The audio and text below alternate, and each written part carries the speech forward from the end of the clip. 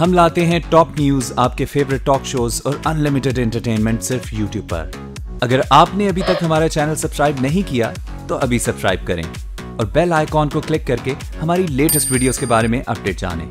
Subscribe कीजिए और हम आपको लिए चलेंगे आपकी फेवरेट वीडियो की तरफ।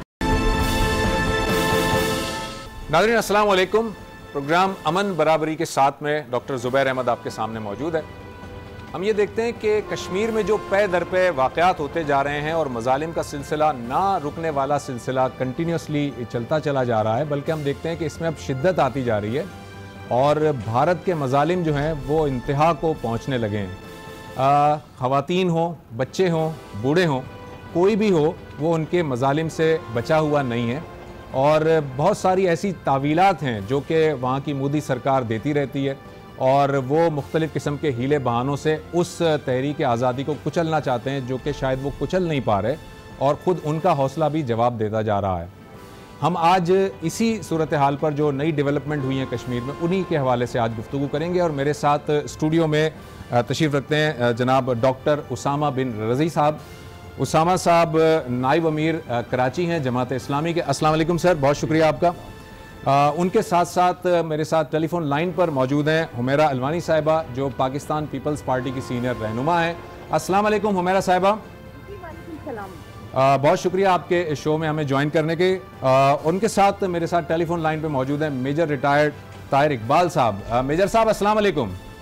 वालेकुम अस्सलाम वरहमतुल्लाह। थैंक यू सर, आपने हमें शो में ज्वाइन किया। मैं अपनी प्रोग्राम को आगे बढ़ाने से पहले ज़रा ये बताना चाहूँगा कि वज़ीर आज़म शाहिद खाकान अब्बासी ने दहशतगर्दी के ख़िलाफ़ अब दुनिया से डू मोर का मुतालबा कर दिया है, बजाय इसके कि दुनिया हमसे डू मोर का मुतालबा कर रही है।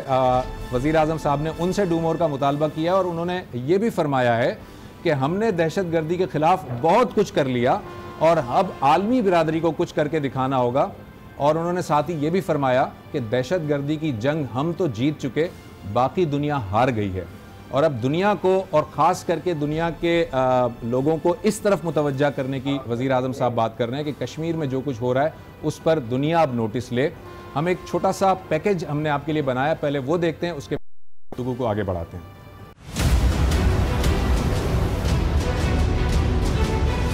I say this very proudly that we won where the rest of the world failed. दहशत गर्दी के खिलाफ जंग, पाकिस्तान का दुनिया से डू मोर का मुतालबा। वजीर आजम शाहिद खाकान अब्बासी बोले, हमने दहशत गर्दी के खिलाफ बहुत कुछ कर लिया, अब आलमी बरादरी को कुछ करना होगा।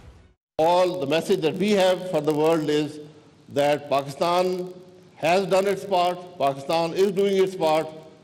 I believe the world has to do more. Islamabad में इंसदादी दहशतगर्दी फोरम से खिताब में वजीर आजम ने मजीद कहा कि सानहे APS के बाद दहशतगर्दी की जंग का धारा बदला, ज़रब-ए-अज़्म, रद्दुल फसाद और दीगर ऑपरेशन शुरू किए।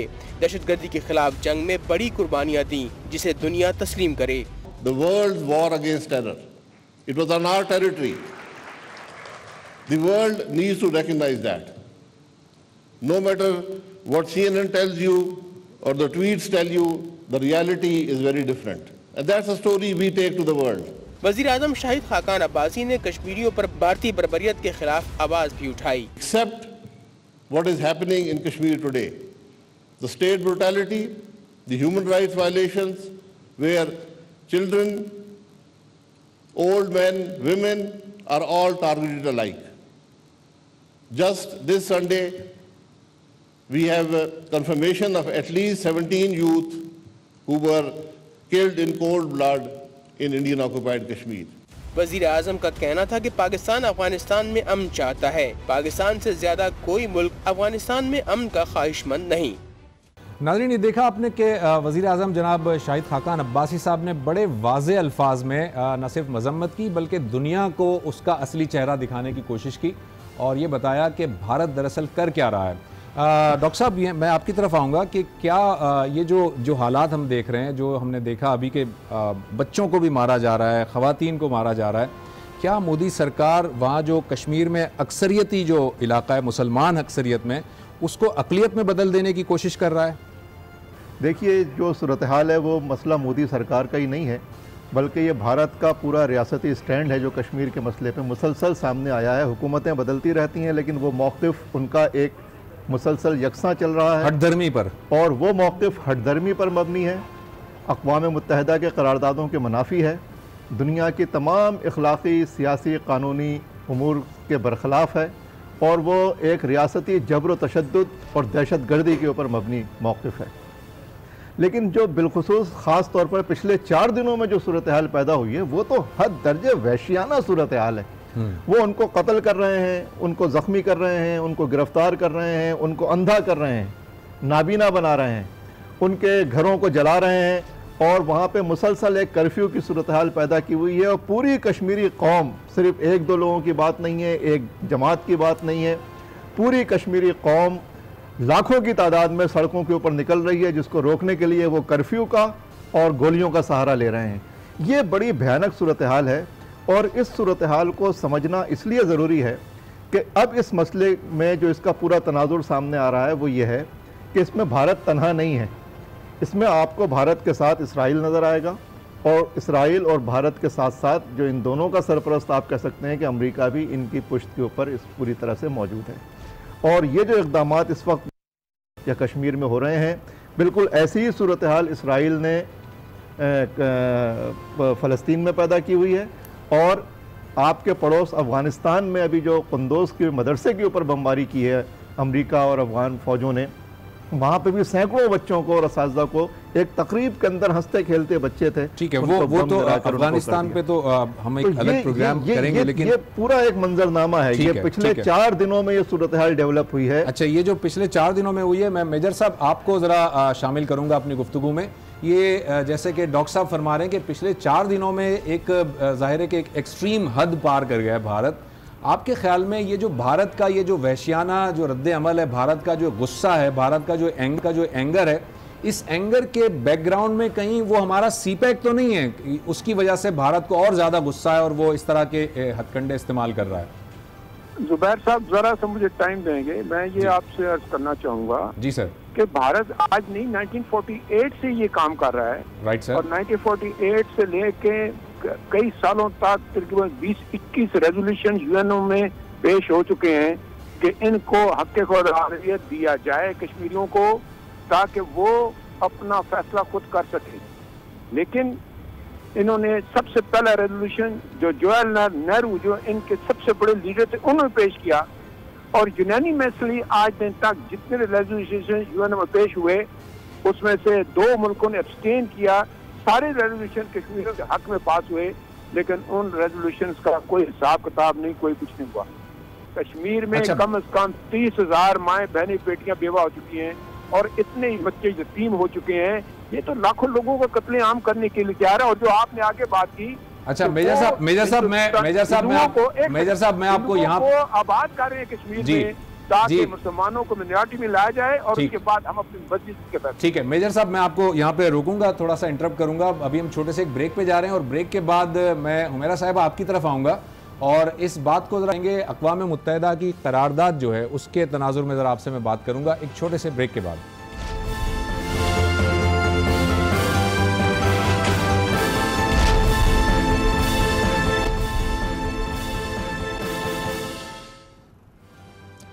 वेलकम बैक नाजरीन। ब्रेक से पहले डॉक्टर साहब से गुफ्तगू हुई, मेजर साहब से हुई, और अक़वाम मुत्तहिदा की कुछ करारदादों की तरफ इशारा किया डॉक्टर साहब ने भी, मेजर साहब ने भी।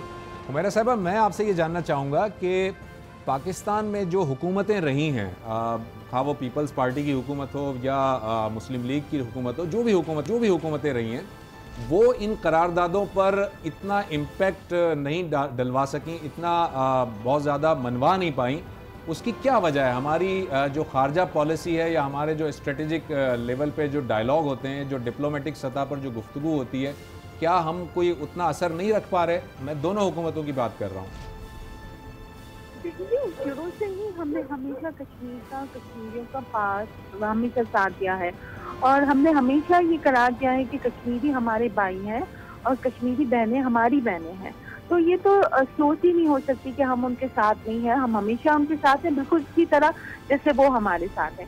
हाँ, यूनाइटेड नेशन की करारदादों पे अमल दरामद करवाना यकीनन पहली प्रायोरिटी तो खुद यूनाइटेड नेशन की होनी चाहिए, कि वो अपनी करारदादों पे अमल करवाए, जो कि शायद उनकी कभी प्रायोरिटी रही नहीं है। और इसके अलावा फिर जो आलम दुनिया में जो दूसरे मुल्क हैं, इस्लामी मुल्क हैं, उनकी भी ये प्रायोरिटी होनी चाहिए कि हमारे एक ब्रदर सारे भाई और बहन मुस्लिम हैं और उन पर इतनी ज्यादती हो रही है। आज की बात नहीं है, इसको सालों गुजर गए हैं, 60-70 साल गुजर गए हैं और वो अपनी जंग लड़ रहे हैं और वो अक्सर अपने आप को तनाव महसूस करते हैं। अब यकीनन पॉलिटिकल पार्टी जो है पाकिस्तान की, उनसे तो आप देखते हैं वक्तन फवक्तन ये बयानात भी आते रहते हैं और उनका ये मौक़िफ़ भी होता है, उनके मंशूर का भी हिस्सा होता है, कश्मीर पॉलिसी भी बनती है। नहीं, मैं हुमैरा साहब आई एम सॉरी, मैं असल में ये जानना चाह रहा हूँ, आपने बजा फरमाया कि हम उनके साथ हैं और हमेशा हर हुकूमत उनके साथ रही है, हम अखलाकी तौर पर भी उनके साथ हैं, सियासी तौर पर भी साथ हैं, लेकिन जितना इम्पैक्ट जो है वो भारत अपना इम्पैक्ट जो है वो आलमी बरादरी पर डालता है या जितना उसका इम्पैक्ट आता है उतना पाकिस्तान का इम्पैक्ट जाता नहीं है। तो उसकी वजह क्या है? हमारी खारजा पॉलिसी की कमज़ोरी है या क्या वजह है जिसकी वजह से हम शायद अपना मौक़िफ़ पूरी तरह से बयान नहीं कर पाते आगे? जी बिल्कुल, देखिए खारजा पॉलिसी की भी हमारी कमजोरी है और यकीनन फिर हम ये बात नहीं करेंगे कि सिर्फ हमारे मुल्क की, बल्कि हमारे जो नेबर कंट्रीज हैं उनको मुश्तरका तौर पे कोई लाए अमल बना के तमाम जो नेबर कंट्रीज हैं उनको कश्मीर और कश्मीरी राइट्स के लिए, और वहाँ पे जब इज़हार राय का हक ही नहीं है, वहाँ बीइंग इंडियन वो उनके साथ इतना बुरा सलूक किया जाता है, उनको एज ए इंडियन इक्वल समझा ही नहीं जाता है और उनके साथ इतनी ज्यादा सालों से की जा रही है। तभी तो उनके अंदर से ये आवाज़ उठी है कि बस ये बहुत हो गया, इनफ इज इनफ, और अब हमें इंडिया के साथ नहीं रहना है। ये सालों का जबर है जो उन्होंने किया है और उसकी वजह से कश्मीरी बगावत उठ रहे हैं। उन्हें अपना आईना देखे तो उन्हें अपना चेहरा दिखे कि वो कितना बदसूरत है और वो मुसलसल ह्यूमन राइट्स वायलेशन कर रहे हैं। इतना जुल्म सितम किया है वहाँ की मासूम कश्मीरी बेटियों के साथ, वहाँ बच्चों के साथ, वो जैसे गन्स के जरिए उन्हें जख्मी करते हैं। तो मतलब यकीनन फिर उनका राइट है कि वो अपने हकूक़ के लिए आवाज़ उठाएं और हमारा ये फ़र्ज़ है हमेशा कि हम उनका साथ दें, क्योंकि अगर हमने उन्हें अकेला छोड़ दिया तो फिर यकीनन कहीं ना कहीं मकाफात अमल का हम भी शिकार हो जाएंगे। बिल्कुल सही है। तो पाकिस्तान हमेशा उनके साथ है और हमेशा उनका साथ देगा और ये हमारी हमेशा प्रायोरिटी होनी चाहिए, इसके अलावा हमारी कोई और प्रायोरिटी होनी नहीं चाहिए। ठीक है। दहशतगर्दी के हवाले से नाज़रीन आपको बताते चलें कि वज़ीर ख़ारजा आसिफ जो हैं वो ये कहते हैं कि हमसाया ममालिक के अंदर दहशतगर्दों की पनाहगाहें मौजूद हैं जहाँ से पाक हमला किया जाता है। और वज़ीर दाखिला एहसन इकबाल साहब फरमाते हैं कि दहशतगर्दी इलाकाई मसला नहीं है बल्कि ये ग्लोबल चैलेंज है। एक दूसरे पर उंगलियां उठाने से दहशतगर्दी का मुकाबला नहीं किया जा सकता, बल्कि दहशतगर्दी को उसके रियल ज़मीनी हक़ाइक़ के तनाजुर में देखना होगा। एक छोटा सा मैं आपके सामने पैकेज रखता हूँ, उस पैकेज के बाद गुफ्तगू को आगे बढ़ाते हैं। We are concerned that terrorist outfits use sanctuaries in our neighboring country to plan and conduct terrorist attacks against Pakistan. Khwaja Asif का मुल्क दुश्मनों को दो टोक पैगाम। इंसदाद दहशतगर्दी फोरम से खिताब में कहा कि हमसाया ममालिक में दहशतगर्दों की पनाहगाहें मौजूद हैं जहां से पाकिस्तान पर हमले होते हैं। इन दहशतगर्दों को अर्ज़ पाक के लिए खतरा नहीं बनने देंगे। वज़ीर दाखिला एहसन इकबाल ने दहशतगर्दों को ग्लोबल चैलेंज करार दिया। उन्होंने कहा कि एक दूसरे पर उंगलियां उठाकर दहशतगर्दी का मुकाबला नहीं कर सकते। वज़ीर दाखिला का कहना था कि तनाज़ात के खात्मे के बगैर दहशतगर्दी पर काबू नहीं पाया जा सकता। जिन ममालिक में तनाज़ात मौजूद हैं वहाँ दहशतगर्दी पनप रही है। मेजर साहब की तरफ आता हूँ। मेजर साहब, ये अभी जो मैंने पैकेज चलाया था जिसमें ख्वाजा आसिफ और एहसन इकबाल साहब का आपने क्लिप देखा था, उनका ये कहना है कि दहशतगर्दों की पनाहगाहें हमारे हमसाया ममालिक में जहाँ से वो हमले करते हैं। इंडिया का मौक़िफ़ ये है कि जी दहशतगर्दों की पनाहगाह में वहाँ से वो हमले करते हैं। आप इसको किस तरह ज़रूर में देखते हैं सर?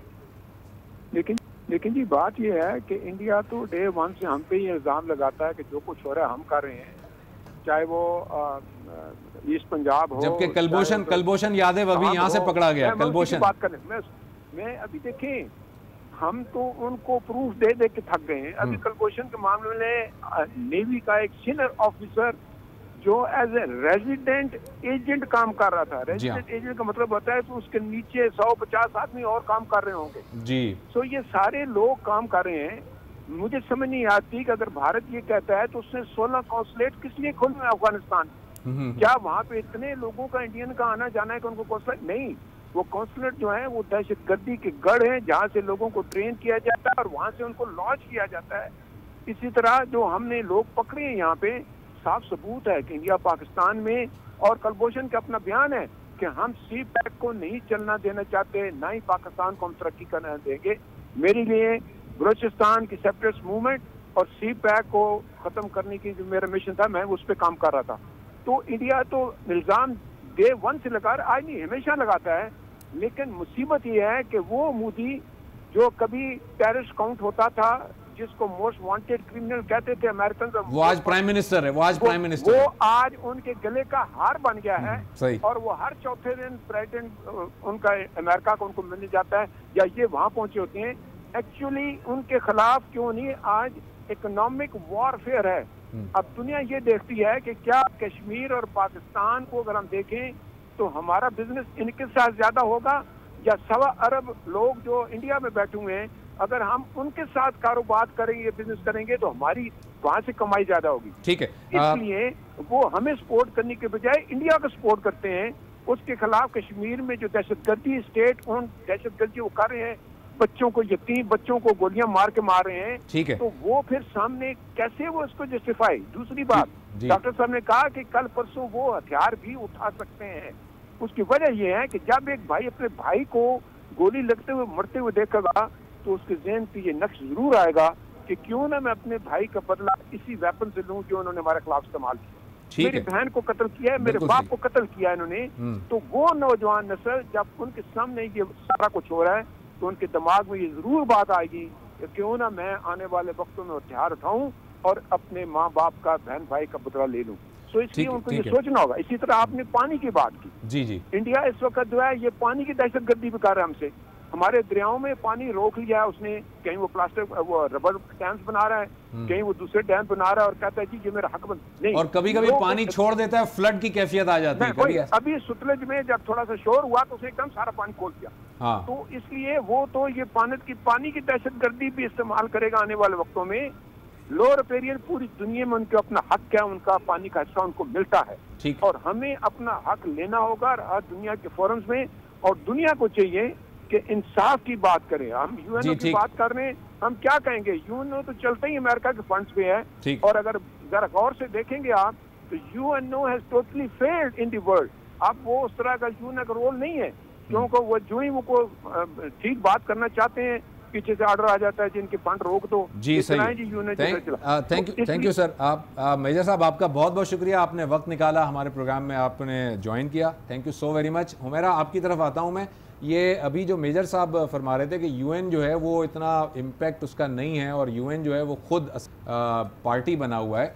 आप पहले तो ये बताइए कि क्या आप इससे एग्री करती हैं कि यूएन खुद भी एक पार्टी है, और दूसरी बात ये कि आपको लगता है कि करारदादों पर हमारी हुकूमत, आइंदा आने वाली हुकूमतें कुछ अमल दरामद करवा पाएंगी?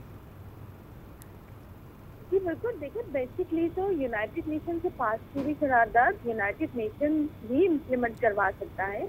यूनाइटेड नेशन के पास अपनी फोर्स भी मौजूद है, जैसे मुख्तलिफ मुल्कों में, सर्बिया में, दूसरी कंट्रीज में गई हैं और वहाँ इन्फोर्स करवाया है उन्होंने अपनी जो पॉइंट्स हैं, अपने जो कानून हैं। लेकिन ये तो बेसिक ह्यूमन राइट्स वॉल्यूशन भी हो रही है ना। अब देखिए, कश्मीर में कंटिन्यूस इंसानी हकूक़ की जो पामाली हो रही है, बच्चों की इज्जतों के साथ खेला जा रहा है, बच्चों की जिंदगियों के साथ खेला जा रहा है, उनको डायरेक्ट फायर किए जा रहे हैं, उन्हें मजबूत किया जा रहा है। तो इस बेसिक ह्यूमन राइट्स वॉल्यूशन, उसके लिए भी यूनाइटेड नेशन को अपना किरदार अदा करना चाहिए। अब बिल्कुल शायद सही कह रहे हो कि वो एक पार्टी बने हुए हैं, या वो चाहते नहीं है कि मुसलमानों के साथ इंसाफ हो, जबकि वो दूसरे मुल्कों में। आपके ख्याल में आइंदा जो हमारे पाकिस्तान की मैं बात कर रहा हूँ, आइंदा आने वाली जो हुकूमतें हैं, क्या आप समझती हैं कि वो करारदादों पर अमल करवा पाएंगी? देखिए जी, ये बेसिकली करारदाद पे अमल कराना पाकिस्तान का काम नहीं है। हाँ, पाकिस्तान लॉबिंग कर सकता है, पाकिस्तान दूसरों को कन्वेंस कर सकता है कि देखिए जी इतनी ह्यूमन राइट्स वॉल्यूशन हो रही है, हमें इनका साथ देना चाहिए। This kind of lobbying which we can do, which we have to do, हमारे पास और कोई ऑप्शन नहीं है, क्योंकि वो हमारे भाई हैं, वो हमारी सरहदों में बैठे हुए हैं। कितने कश्मीरी आज भी पाकिस्तान, कराची और दूसरे इलाकों में मौजूद हैं। हमारा खाना पीना, जीना मरना इन लोगों के साथ है। तो अगर हम उनके दुखों में, तकलीफों में शरीक नहीं होंगे तो फिर हम किस किस्म के भाई हैं? तो यकीनन हमें अपना किरदार अदा करना चाहिए, लेकिन यूनाइटेड नेशन को भी अपना किरदार अदा करना चाहिए। थैंक यू हुमैरा, बहुत शुक्रिया आपने हमें ज्वाइन किया। Thank you so very much. नाज़रीन, एक छोटा सा ब्रेक लेते हैं, वापस आएंगे, डॉक्टर साहब से गुफ्तगू जारी रहेगी ब्रेक के बाद।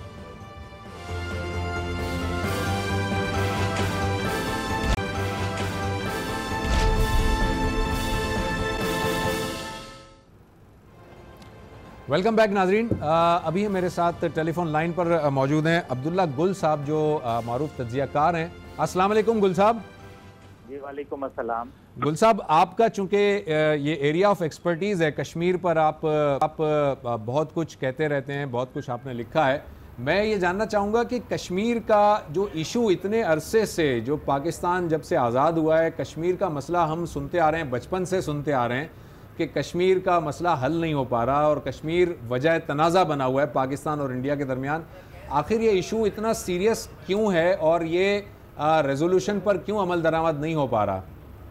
जी बहुत शुक्रिया आपका। देखिए, बुनियादी तौर पे एक ही बात है इसके अंदर। पहले तो ये देखना है कि 1947 19 जुलाई से कश्मीर ने इलाके पाकिस्तान कर दिया। उसके बाद जो है वो 26 अक्टूबर तक पाकिस्तान का हिस्सा रहा।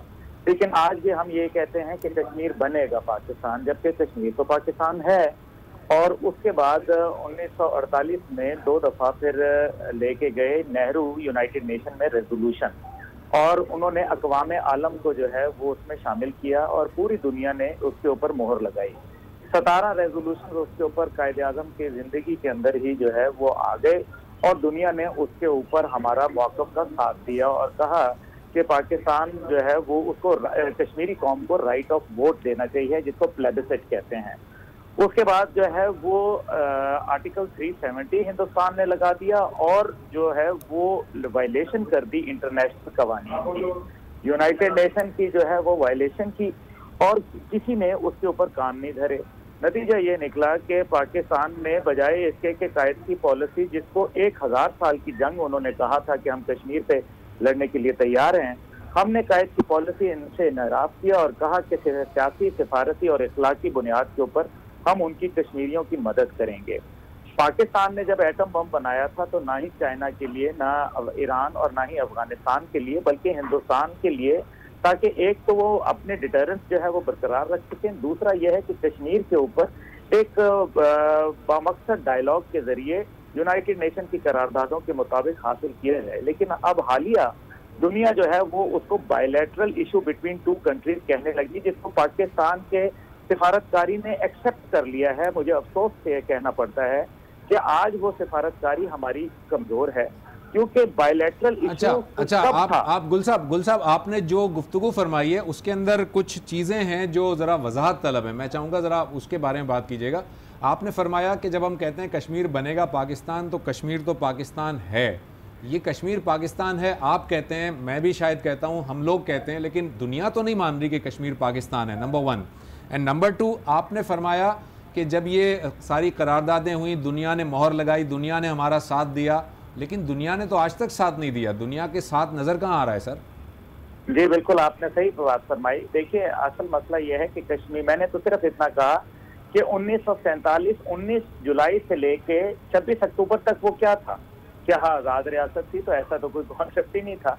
ये तो बाद में आया जब दुनिया शामिल हुई और उन्होंने कहा कि इसको डिस्प्यूटेड टेरिटरी करके इसके अंदर प्लेबिसाइट करवा लेते हैं। और प्लेबिसाइट के अंदर भी 2 ही बातें हैं, यानी कि हक खुद इरादियत, या हिंदुस्तान के साथ इल्हाक या पाकिस्तान के साथ इल्हाक, तीसरी कोई चीज नहीं। आज जो दुनिया को ये प्रॉब्लम इसलिए हो रही है कि तो हिंदुस्तान का जो बैलेंस कर रहे हैं वो चीन के साथ, अमेरिका जो है वो चाहता है कि चाइना को किसी तरह से काउंटर किया जाए, जिसकी बुनियाद के ऊपर ओबामा भी जाते हुए 48 से अपना 68 दिफाई मुआहदात उनकी झोली में डाल गए और ट्रंप भी जो है वो रहे।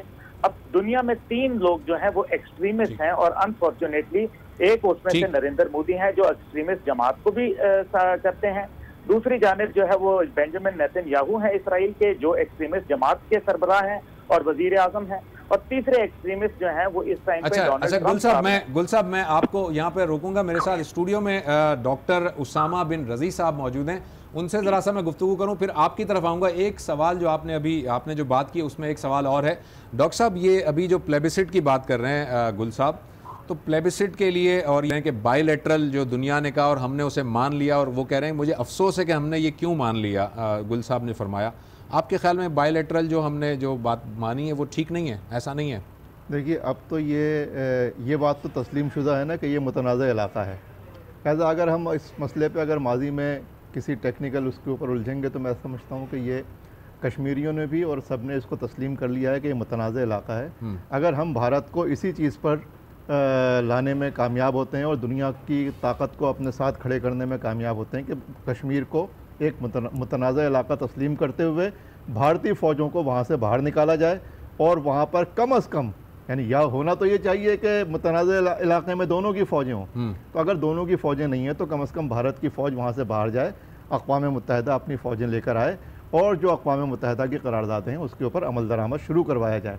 और भारत का ये जो जुल्म सितम है, देखिए 70 साल में वो कश्मीरियों को कायल नहीं कर सके और आइंदा भी नहीं कर सकेंगे, लेकिन ये हमारे सोचने का मसला है कि 70 साल की वो तहरीक जो अपनी इंतहाओं को पहुंच रही है, हम उसके साथ क्या कर रहे हैं। इसलिए हमें, जो हम असलन उसके वकील हैं, हमें उसके लिए खड़ा होना चाहिए। मैं एक इजाफा करूंगा सिर्फ, अगर आप मौका दें। जी सर। भारत के 3 बड़े हदाफ हैं जिसे हमें नज़रअंदाज नहीं करना चाहिए। मसला सिर्फ अब कश्मीर का ही नहीं है, इस पूरे रीजन का एक बहुत ही संगीन मसला बन गया है। और भारत का पहला हदफ है CPEC को रोकना, उसको ख़त्म करना। ठीक, नंबर 1। भारत का दूसरा हदफ है पाकिस्तान की एटमी सलाहियत को ख़त्म करना, और उनका तीसरा हदफ है जो इन तीनों ताकतों का, इसराइल, भारत और अमेरिका का है, कि भारत को इस खत्ते में बालादस्ती दिलाई जाए। ये तीनों एजेंडे पाकिस्तान के खिलाफ है और कश्मीरी असलन पाकिस्तान की जंग लड़ रहे हैं। ठीक, तो हमें भी पूरी तरह उनके साथ खड़ा मैं गुल साहब आपकी तरफ आता हूँ। गुल साहब ये बताइएगा, अभी आपने जो गुफ्तगू फरमाई थी उसमें आपने कहा कि पाकिस्तान ने जो एटम बम बनाया है, पाकिस्तान ने एटम बम फलां के लिए नहीं बनाया, फलां के लिए नहीं बनाया, बल्कि एटम बम इसलिए बनाया ताकि भारत के साथ मुज़ाकरात किए जा सकें। ये एटम बम बनाकर मुज़ाकरात करना मुझे कुछ समझ नहीं आ रही बात, ज़रा वजाहत करेंगे आप? जी, एटम बम इसलिए बनाया गया था क्योंकि हम एक निस्बतन रकबे के लिहाज से एक छोटा मुल्क है और अफवाज भी हमारी उस मुकाबले में छोटी है, इसलिए हमें एक मिनिमम डिटरेंस अपना क्रिएट करना था, जिसको हमने जुल्फ़िकार अली भुट्टो साहब ने शुरू किया और ज़िया-उल-हक साहब तकमील तक पहुंचा गए और बिल आखिर नवाज शरीफ साहब ने उसको धमाका किया।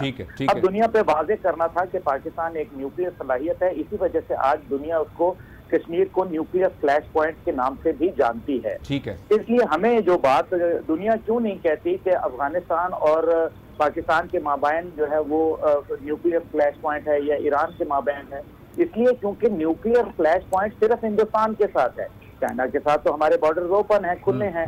मसला यह है कि पाकिस्तान के लिए 4 अहदाफ बड़े वाजे हैं। पहला यह है कि पाकिस्तान को डी न्यूक्लियराइज किया जाए।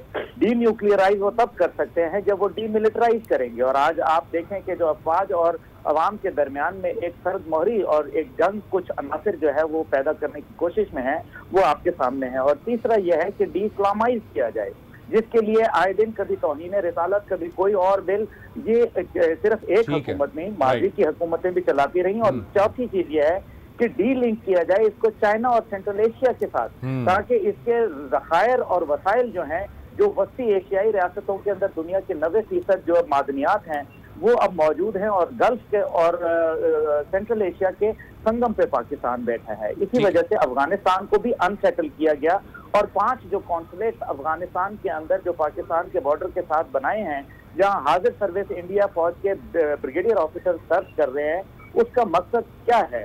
सिर्फ ये है कि पाकिस्तान के अंदर एक दहशतगर्दी का खेल खेला जाए। आज दाइश को जो है सबसे ज्यादा पनपने का मौका कहीं और नहीं बल्कि अफगानिस्तान के अंदर नेटो ISAF फोर्सेस की और 48 फौजों की मौजूदगी में मिल रहा है। अगर हम जो है वो 17 साल की जंग के बाद अमेरिका के मुंह से ये सुन रहे हैं कि 70% तालिबान के पास इलाका मौजूद है, तो फिर अमेरिका को जो है वो गुल साहब मैं आपको आई एम सॉरी, मुझे आपको इंटरप्ट करना पड़ रहा है। असल में प्रोग्राम का हमारा वक्त जो है वो ख़त्म हुआ चाहता है। ये आपने जो अहदाफ बताए हैं, जो पाकिस्तान के अहदाफ हैं, डॉक्टर साहब ने जैसे कहा कि इंडिया के अहदाफ क्या हैं, ये बड़े इंपॉर्टेंट पॉइंट्स हैं और इंशाल्लाह ताला नेक्स्ट हमारा जो एपिसोड होगा उस पर हम इस पर भी गुफ्तगू करेंगे। आज जो कुछ नाज़रीन हमने आपके सामने रखा वो ये है कि कश्मीर की जो सूरत हाल है और जो इस वक्त पिछले जो वाक़यात हैं, हालिया वाक़यात, उन पर कुछ आपके सामने तज्ज़िया रखा जाए। इंशाल्लाह ताला मज़ीद कुछ गुफ्तगू करेंगे अपने अगले प्रोग्राम में। मैं अपने तमाम मेहमानों का शुक्रगुज़ार हूँ कि वो इस प्रोग्राम में तशरीफ़ लाए। अगले प्रोग्राम तक के लिए डॉक्टर ज़ुबैर अहमद को इजाज़त दीजिए। अल्लाह हाफ़िज़।